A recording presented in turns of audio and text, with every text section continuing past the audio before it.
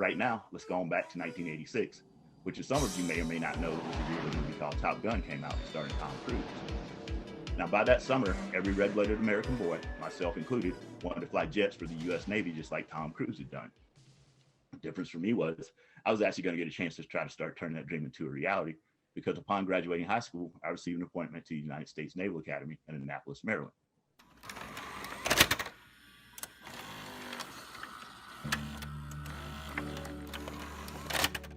I was born with a heart condition called HCM, which stands for Hyper-tropic-cardio-myopathy. Now that's just a big fancy way of saying that there was too much muscle on one side of my heart. In my case, it was my left side, and it was my left ventricle in particular that caused all the problems. And when that occurred, I went into heart failure. As my cardiologist told me, you only get 3 outcomes with heart failure. You either get an artificial heart, you get a heart transplant, or you die. Guess what? He was right. And I've done all 3. Because even though I was born with the condition, I didn't even know that I had it until I was 17. Less than a month after I graduated, I reported to the academy to begin my career as a midshipman during what we call plebe summer. That was kind of like our boot camp, but a more accurate description, it was a mental and physical beatdown that lasted for 6 weeks. We were 6 days on, 1 day off each week, and the whole purpose was to first weed out the weak and then to start weeding out the strong.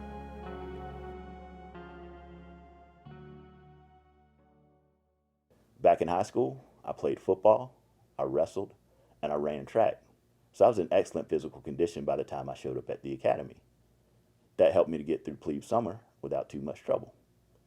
The summer drew to a close, the upperclassmen who'd been away on leave returned, and we all began academic year together in the fall. So I went down to the clinic, they did a bunch of tests, got the test results back, and then he opened up like this. He said, "Mr. Cook, due to our proximity to the Naval Academy, it is not unusual for us to see midshipmen here at the hospital. In fact, we see them here all the time. But it is very rare for me to ever have to tell one of them that their career as a midshipman might be over." Now, this conversation took place going on 35 years ago. And to this day, I still can't remember another word that man said. Because as soon as he uttered those words about my career being over, all I could think about was all the hard work I put into just getting to that point, getting wiped out like it had never happened. That was a little bit too much to handle at the time. It felt like the walls started closing in, like one of those old-fashioned TVs where you turn it off and the screen fades to black. Then there's that one little dot of white, and when it goes out, then all the light's gone. So at the ripe old age of 18, I've been forced into retirement from my chosen career path. I didn't have a clue about what I was supposed to do next. In a word, I was lost.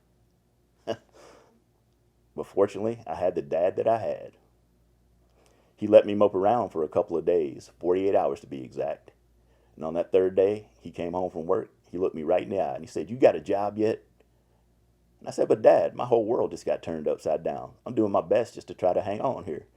And he said, "Look, you're 18 years old. You got the whole rest of your life to live.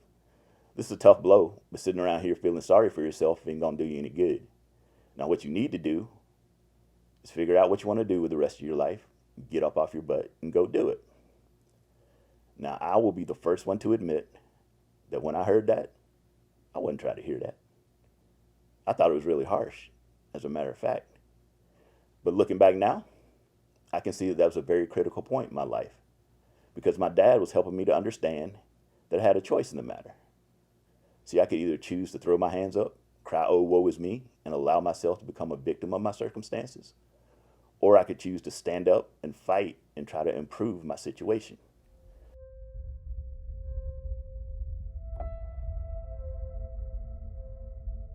I got my first job as a dishwasher at age 19.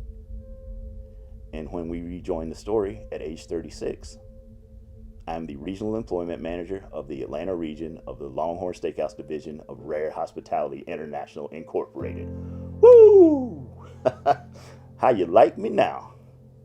Now, what that meant was that I was in charge of the management staffing for 40 different restaurants in Metro Atlanta.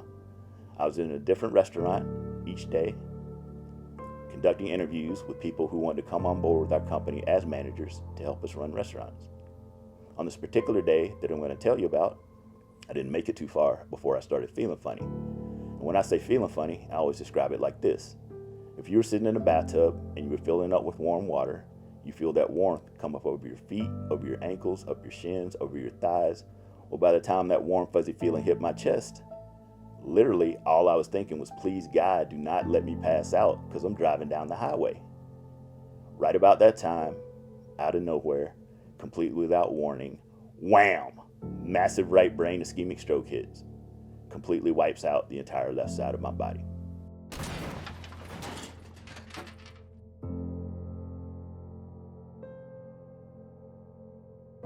The paramedics arrived on scene. They pulled me out of the car and they took me to the nearest emergency room. When I was in the emergency room, they determined that I'd had a stroke. Once you have a stroke, you have 3 hours before there's permanent irreversible damage done. So they took me up to the roof, they strapped me in a helicopter, flew me back across town to the other side of Athens. So they were able to get the medicine in my body within that 3-hour window. But then it was just kind of wait and see. Because you got to remember, the entire left half of me was gone. There was no movement, no sensation on the entire left side of my body. I was completely blind in my left eye, and the left side of my face was slowly trying to slide off my skull. That's the condition that my wife and kids found me in when they made it to the hospital that night. The doctor pulled my wife aside and said, things are not looking good. You need to start preparing yourself. Preparing yourself for the eventuality that if he comes home at all, he being me, then he's going to be coming home in a wheelchair. Well, like my mama said, they don't know everything. Because 12 days later, I got up and walked out of that hospital under my own steam. When I got home, I began 14 months of the longest and hardest rehab and recovery I've ever had to endure.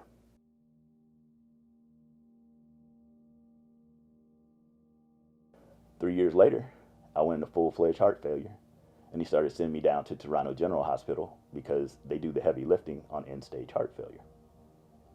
Transplant surgeons had learned over time, unfortunately the hard way, that if they took a perfectly good heart and put it into a cardiovascular system that had as much pressure in it as mine did, then the heart would literally explode, the patient would die, lose the patient, lose the organ, lose, not a good situation. So they needed to come up with a better plan. The team got together and they decided that the better plan would be to give my heart a helper called an LVAD, or left ventricular assist device is what that stands for. Now the LVAD was going to do two things for me. Number one, it was going to keep me alive because the pump in the LVAD could take over the work that my heart can no longer do on its own. And number two, it would restore proper blood flow to my body. Doctors felt that once that blood flow had been restored, the pressures in my chest would go down on their own, making it safe for me to receive a transplant. They put me on the waiting list, and away we go. Now that was the plan that we rolled into the OR with on the morning of my surgery. Things did not go according to plan. The surgeon began the procedure by opening up my chest, and he started to implant the device. And then my heart stopped. No time for the paddles. Reached inside my chest, took my heart in his hand, cardiac massage until my heart started beating on its own again. All right, let's get back to it. Goes a little bit further in the procedure. My heart stops again. Here we go again. Cardiac massage brings me back to life. He's able to finish implanting the device, but then when they go to close me up, they can't stop the bleeding. They tell me that I was in the OR for hours afterwards receiving transfusion after transfusion because as soon as they put the blood in, it just leaked right back out. Once they got me stabilized and into recovery, they realized that I'd suffered from two major complications, one of which I'll tell you about now. And that was I caught an infection, which led to another and so on. And fighting off those infections kept me down in CVICU for almost 7 weeks. There wasn't a person in that hospital that thought I was going to get out of there alive.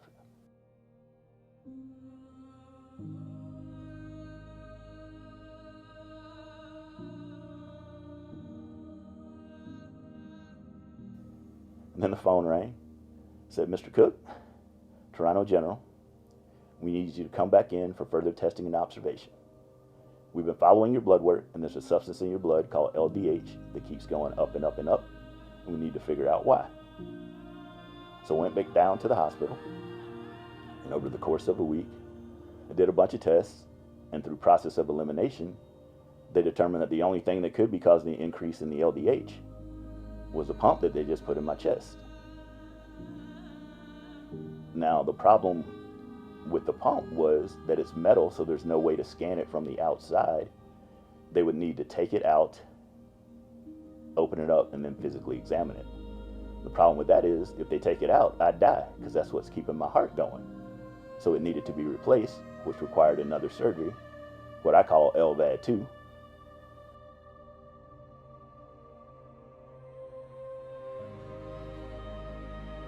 Nine months later, the phone rang. Mr. Cook, it's Toronto General. We think we got a heart for you. Now I'm thinking there is absolutely no way that these people have found a heart for me in only 9 months when they told me it was going to be 2 to 3 years. So I prepared myself to experience what we call a dress rehearsal, which is where you get the call, you go down to the hospital, and for whatever reason, either you're not right for the organ that day or the organ's not right for you that day, but either way, you wind up going home without your new organ. That is what I was prepared for. What I was not prepared for was for everything to go through on the first shot, which it did. I remember going down to the hospital, walking into the admissions office. I turned in my OHIP card and my blue hospital card that they used at the time. And then I don't remember anything else until I woke up in recovery with someone else's heart in my chest. And I remember waking up for the first time, opening my eyes, kind of looking around, going, hey, I'm alive. Thank you, God. You got me through another one. Then I remember thinking, I'm alive because I have someone else's heart now. And I've never felt so thankful, so humble, and so unworthy all at the same time. And I broke down and I started crying like a baby. And I was like that for weeks because I couldn't think of a single thing that I ever done in my life that made me worthy to receive such a special gift. And the way that I finally got right with it was that I tried to put myself in the mind of the person who had donated their heart. Because this had to be an individual who, with their final wishes, wanted to do something to help somebody else have a chance at a better life. I became the beneficiary of that goodwill. In my case, somebody they didn't even know. Now, if that ain't paying it forward, I don't know what is.